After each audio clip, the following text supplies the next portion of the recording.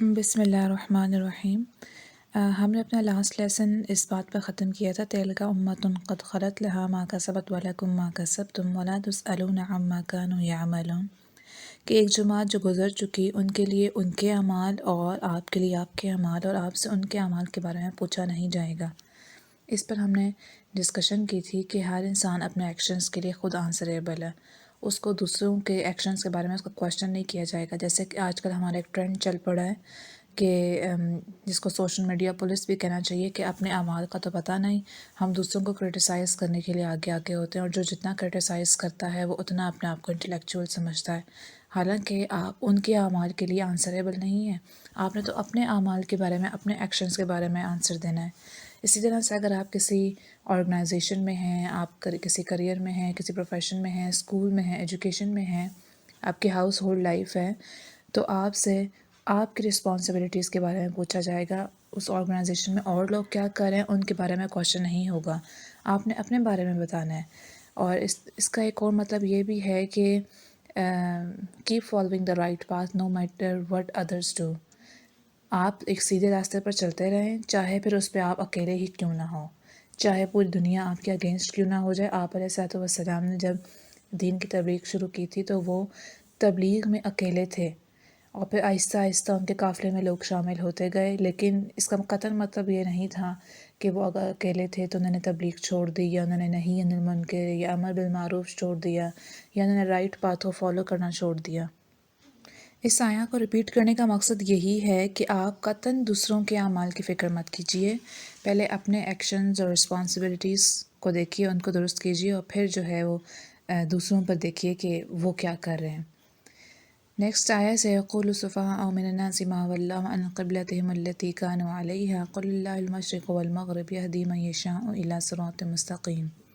Next آیاز میں ایک بہت امپورٹنٹ پوائنٹ کی طرف جو ہے وہ اللہ مسلمانوں کو اور تمام انسانوں کو لانا چاہ رہا ہے، کہ کہیں گے وہ بیوقوف لوگ کہ کس چیز نے ان کو پھیر دیا اپنے قبلے سے جس پہ وہ پہلے تھے۔ کہہ دیجئے مشرق و مغرب تو سب اللہ کا ہے، وہ جس کو چاہے ہدایت دے سیدھی راہ کی طرف۔ جب آپ علیہ السلام ہجرت کر کے مکہ سے مدینہ تشریف لائے تو تقریباً 16-17 منتھس وہ بیت المقدس کی طرف، یروشلم کی طرف منہ کر کے نماز پڑھتے رہے۔ پھر اس کے بعد جو ہے وہ تحویل قبلہ کا حکم آ گیا، اور آپ علیہ السلام کو حکم دے دیا گیا کہ اب آپ واپس خانہ کعبہ کی طرف اپنا منہ کر لیجئے۔ اس میں اب بہت بڑی جو ہے وہ ایک نشانی تھی مسلمانوں کے لیے۔ پہلی بات تو یہ کہ مسلمان جب مکہ سے مدینہ آئے تو وہ بہت ستائے ہوئے تھے، ان کو بہت تکلیف دے کر،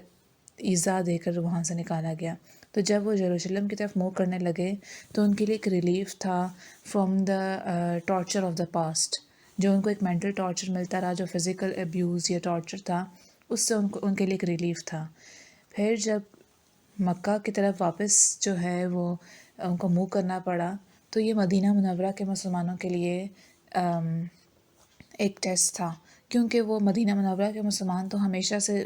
یروشلم کی طرف منہ کر کے نماز پڑھتے تھے، وہ بعد میں کنورٹس تھے، مسلمان ہوئے، تو ان کے لیے کویشچن تھا کہ کیا ان کو جب کہا جائے کہ اب آپ کا قبلہ وہ نہیں بیت اللہ ہوگا، بیت المقدس نہیں ہوگا، تو کیا وہ اللہ اس کے رسول کا آرڈر فالو کریں گے؟ پھر اس میں مسلمانوں کے لیے جو مہاجرین تھے ان کے لیے کیا ٹیسٹ تھا کہ جب ان کو دوبارہ بیت اللہ کی طرف منہ کرنے کا حکم دیا گیا تو ان کے لیے ٹیسٹ یہ تھا کہ ان کو اندازہ ہو گیا اس بات سے کہ جب ہم ایک گھر کی طرف، ایک خانہ کعبہ کی طرف اپنا رخ کر رہے ہیں تو آف کورس وہاں پہ بہت سارے بت تھے، تو وہاں منہ کرنے کا یا رخ کرنے کا مطلب یہ تھا کہ ہمیں ان بتوں کو گرانا ہے، ہمیں اس جگہ کو کلین کرنا ہے، تو دیٹ مینس کہ ہمیں واپس مکہ جانا پڑے گا انہی لوگوں میں جنہوں نے ہمیں نکالا تھا۔ اس میں مسلمانوں کے لیے واقعی آپ کی ڈیلی لائف کے لیے بہت ساری امپلیکیشنز ہیں۔ آپ کسی بھی اپنی لائف میں کسی بھی فیز میں ہوں اور آپ کو ایک دم سڈن چینج کا بولا جائے، اور اب انسان کے لیے ڈیلی لائف میں دیکھا جائے تو سب سے مشکل کام جو ہے نا وہ چینج مینجمنٹ ہے، کہ وہ ایک ہمیشہ سے اس کی ایک ہیبٹ تھی، کئی سالوں سے وہ ایک ہی کام کرتا ہوا آیا تھا، اور اب اچانک سے اس کو آرڈر دے دیا گیا کہ آپ نے چینج ہو جانا ہے اپنے اس کام سے اس کام کی طرف، تو اس کی طبیعت پر یہ بہت ناگوار بات گزرتی ہے۔ لیکن اگر ہم اس تحویل قبلہ سے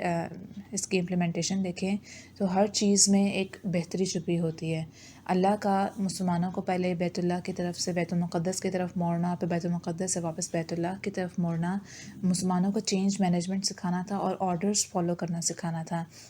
کسی بھی مسلمان نے جب آپ علیہ السلام نے ان کو آرڈر دیا تو انہوں نے ان سے یہ کویشچن نہیں کیا کہ فلاں قبلہ بہتر ہے اور فلاں بہتر نہیں ہے، تو ہم کیوں اپنا رخ چینج کریں۔